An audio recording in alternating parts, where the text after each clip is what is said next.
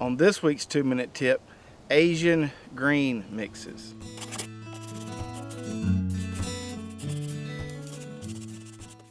So these Asian greens mixes, like the one we see right here, are probably one of my favorite crops to grow in early spring and in the fall. And these things usually contain a mix of about 3 to 4 different greens varieties, and when you mix them together it makes a really nice combination for using for salads, like a spring mix, or sauteing, or maybe even letting them get a little bigger and cooking them like you would a mustard green. This particular mix right here contains tatsoi, which is this round leaf like you see here, a red mustard, this green called mizuna, and this red Russian kale right here.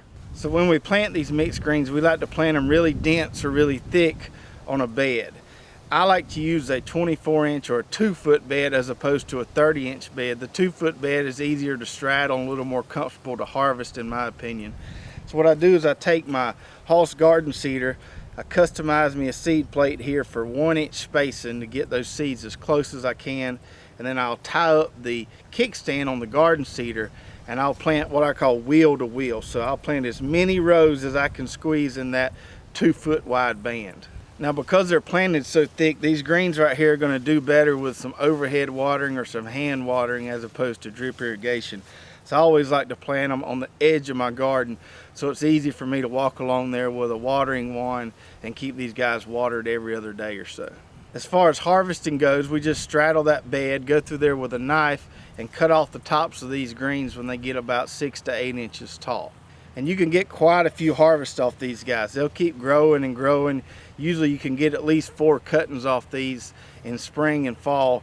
In fall sometimes even more because the temperatures are gradually decreasing and you don't have to worry about these greens bolting as much as you do in early spring. As far as storage goes, we just like to take a few handfuls and put them in these produce bags here, and I'll take my knife and I'll just punch me a few holes in there to give it a little aeration, and these things will store for at least a week in the refrigerator.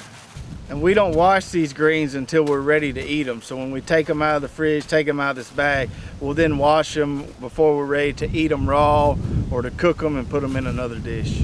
So if you've never tried growing these Asian green mixes, definitely give them a try. I think you'll really be pleased with the flavor and the production that these guys give. I hope you enjoyed this week's 2-minute tip. We'll see you next week.